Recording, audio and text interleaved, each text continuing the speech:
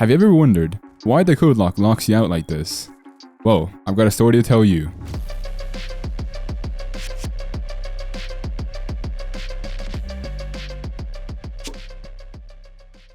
The art of getting into someone's base without using any explosives. This is most likely the hardest yet cheapest way to raid in Rust. The story of lock raiding starts all the way back in 2017, when people first started using rats to get into people's bases. Rats are players who disguise themselves as new players in clans, but are actually there to infiltrate the base. Nowadays, this is called insiding and is very taboo in the Rust scene. No one likes an insider.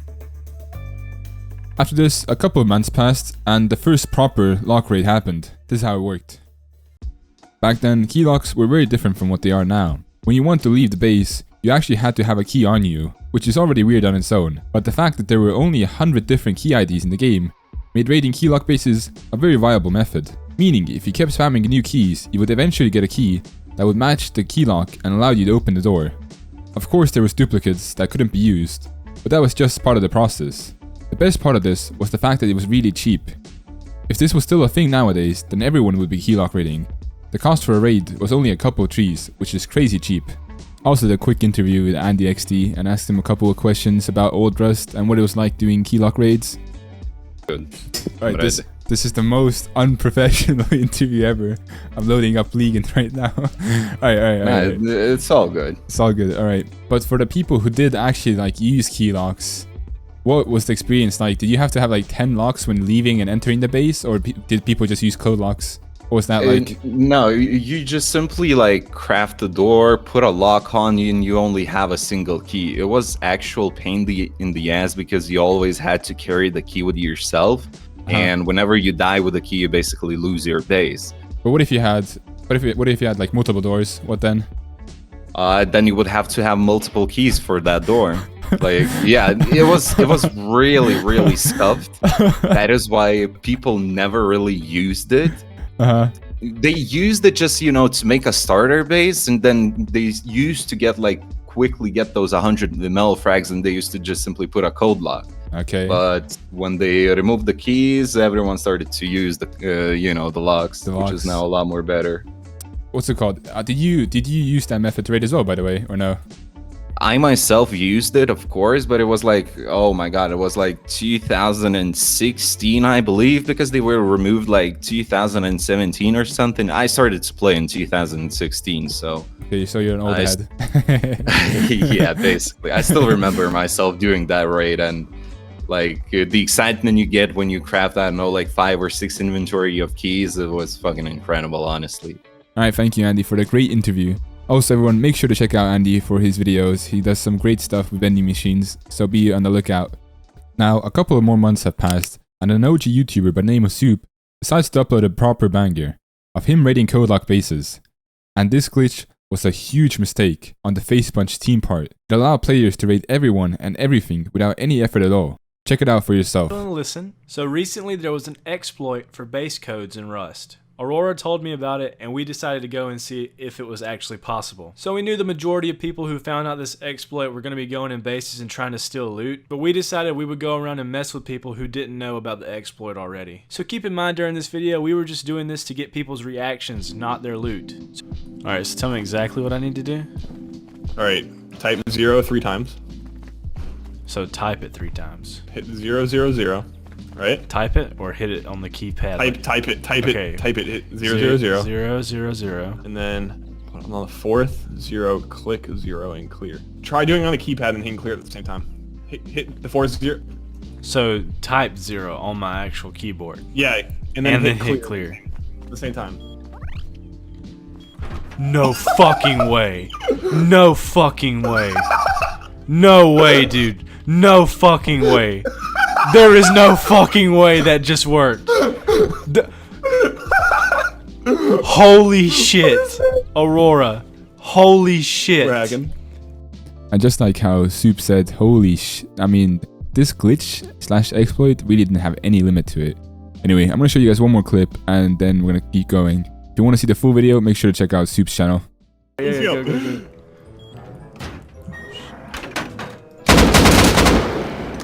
go. Go up. Hey, it's this Soup. You sound like Soup, dude. Oh shit. Relax. Yeah, we're not gonna take anything. We're not gonna take anything. Video, man. You'll be in a video, yes. Do you know what's going on? Dude, know what's do going you on? understand what happens, right? You No. don't. Okay, watch. You see how I don't know this Wait, door change code? the code? Okay. Change the code to whatever you want. Just change it to Yeah, anything. We panicked. We changed all our codes. Yeah. Change it to anything. I'm not gonna touch it. Just change it to anything. Now lock it. Now watch this.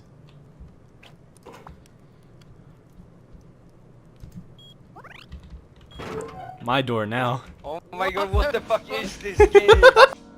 Now, the code lock glitch was patched quickly because it was super destructive, but not soon after, the first ghosting happened in Rust. Now, for all those wondering what is ghosting, let me explain.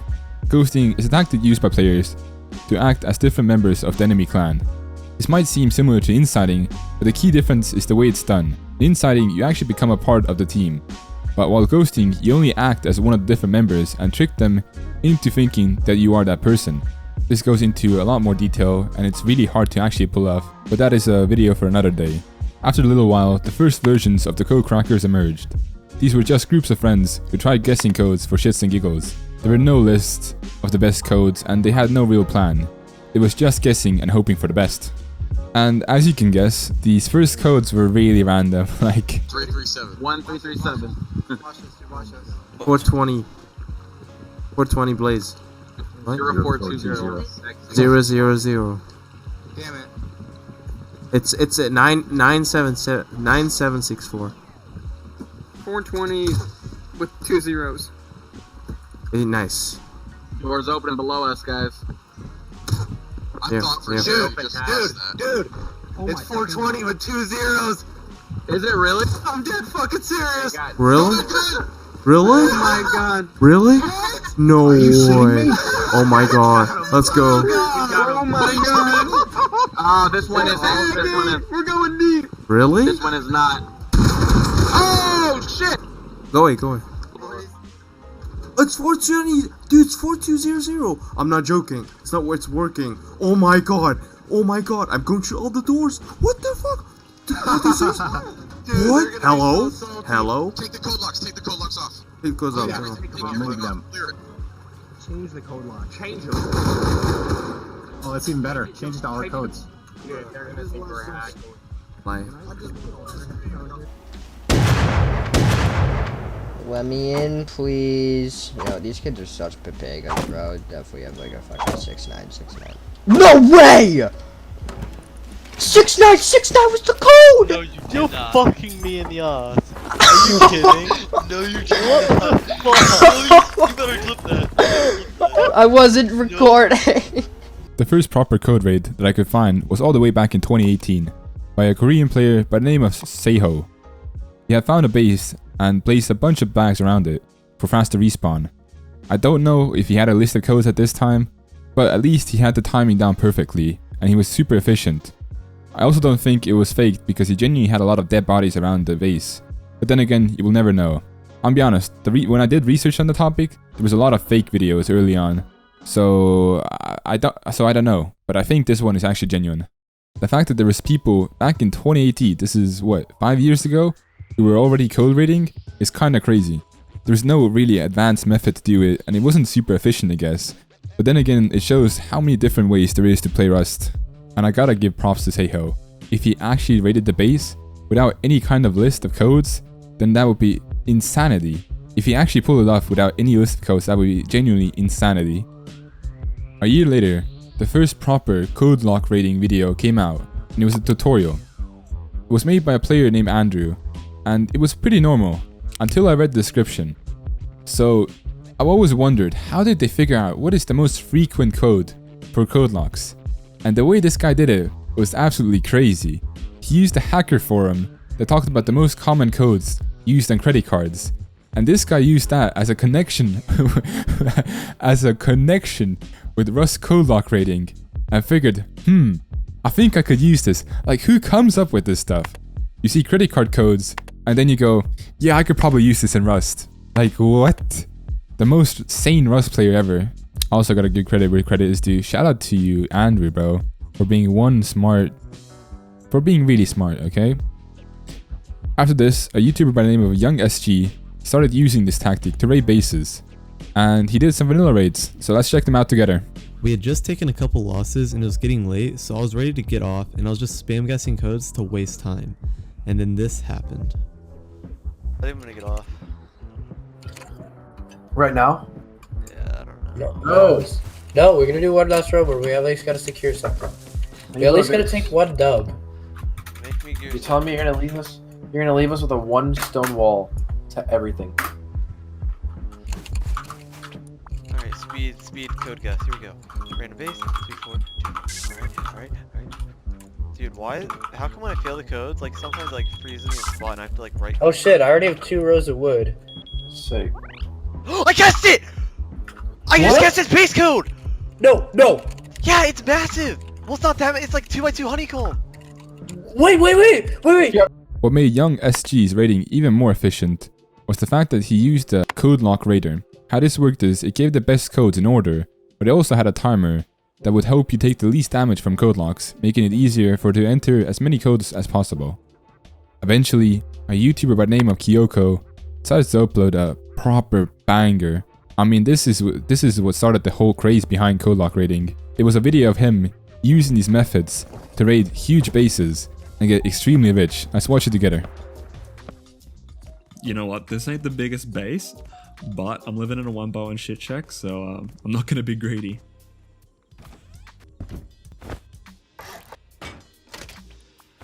If I learned anything from that server, nice bag positioning is key to reduce timers, so hopefully I was close. Keep in mind this video is quite old by now, so they didn't have like bag placements on the map. Anyway, he eventually got the codes to multiple bases and raided them. He even had this funny interaction with a kid, but I recommend you watch the video itself because I'm really not doing any justice to it right now. So enough of me talking gibberish, let's talk to Kyoko himself and figure out what was it like to actually code raid back in the day. G'day gents, I'm Kyoko and I made a goofy code raiding vid which led to a lot of gamers getting arthritis mashing their numpads. So what was it like to actually code raid? An edited video, you can't really showcase it, but code raiding was very time consuming. But once you kind of get past the going mental stage and onto zen mode, vibing to some music, it was pretty chill honestly. And though it was long, it was worth the wait when you get inside and get to open up your prezzies. And where did the idea come from? Did you just wake up one day thinking, yeah, I should code raid? Or was there something else behind the story? Yeah, so I was inspired to code raid about 6 years ago when Soup made his video about the code raiding exploit. That was, funny enough, released on my first week of ever playing Rust. Saw it hadn't really been executed well after it was patched out, and I just wanted to add my own spin to it. You also mentioned the code raiding Discord server. What were the people like there? And was there any cool stories that you didn't mention in the video? Yeah, so the original members of the Discord server were really cool dudes, but they were quite inactive. And I just remember the owner really excited screenshotting me all the invite requests he'd received. After this, there were a bunch of more YouTubers who decided to do something similar and blew up the topic even more. Most notably Yexum, Confusion and Zichun. Especially Confusion, since he took it to another level.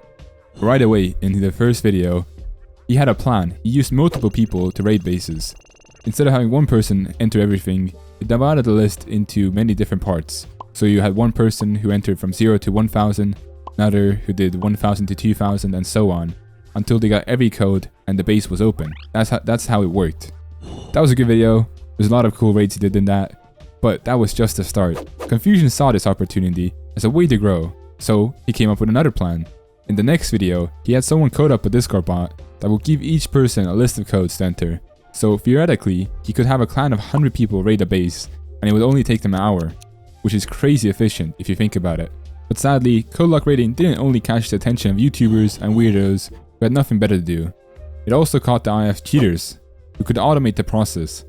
I'm not sure it was the whole process, but they could at least enter codes without thinking about it, giving them max efficiency. Due to this, FaceBunch decided to nerf codelock raiding. But we'll get back to that in a second. First, let's draw our attention to the Russian scene.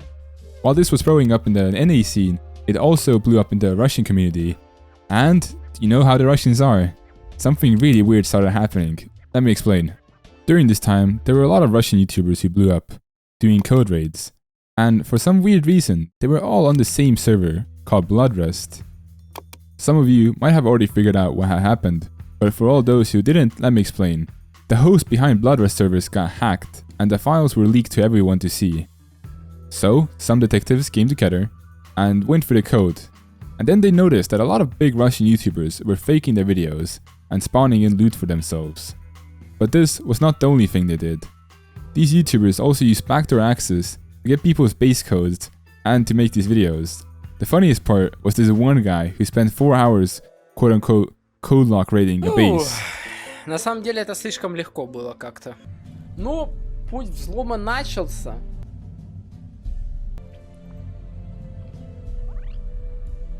Это мне еще повезло, что я с 5000-х начал. Bro really forgot that the sun changed its brightness throughout the day and thought no one would notice.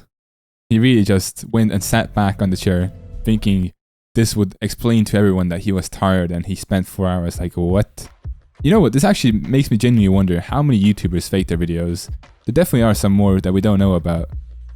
Back to the main topic. As I said, Face Punch nerfed codelock rating straight to the ground, making it automatically shut off after 8 tries. So once again, Confusion had a new plan, and decided to assign people to different doors, splitting up the amount of tries one could take on a door. This was much slower than the original method, and meant the bases have to have multiple doors for it to work. But at the end of the day, it still worked, so it didn't really matter. I got it! You know what's the funny part? I'm not sure if it still works, but Confusion and his gang realized that you could codelock raid just fine on console rust, so he did codelock raiding on console rust as well. Meaning if you still have a console, you might want to check that out. You might be still able to codelock raid just fine. Now the question that is on everyone's mind, do you think code raiding is still viable today? Yeah, so unless Face Punch makes any kind of change to code locks or a new exploit's found, code raiding isn't really viable today, especially as a solo. With a really huge group of fellas though, bloody go for it, really. Before I leave, make sure to check out everyone's videos down in the description, and also join the Discord if you want to discuss new video topics with me.